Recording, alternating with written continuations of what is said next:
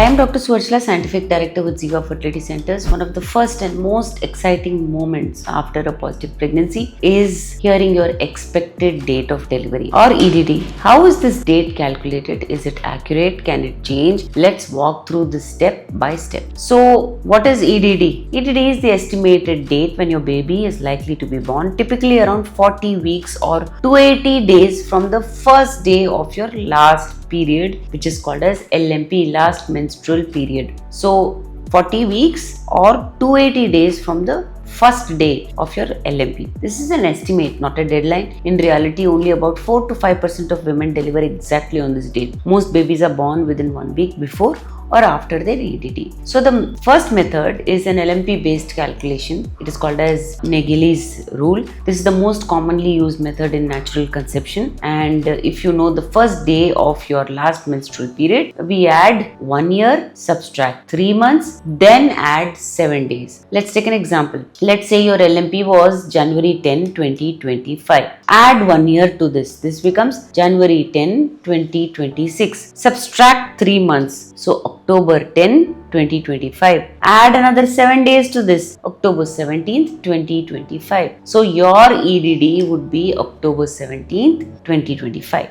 This assumes a regular 28-day cycle and ovulation around day 14. So that's method 1. Method 2 is an ultrasound date. In IVF or irregular cycles or when LMP is not known, we use ultrasound measurements to estimate during early pregnancy the gestational age, and the most accurate time is between 6 to 12 weeks to do this. We measure the crown rump length of the fetus. If the ultrasound dating differs from LMP by more than 5 to 7 days, we use the ultrasound date for EDD. Ultrasound based dating is especially important in IVF pregnancies, irregular cycles, women with uncertain LMP is when we use this kind of method. Method 3 is EDD in IVF pregnancies. For patients who conceived via IVF, the due date is calculated more precisely. For day 3 embryo transfers, EDD is equal to the date of embryo transfer plus 2633 days. For day 5 blastocyst transfers, EDD is equal to the date of embryo transfer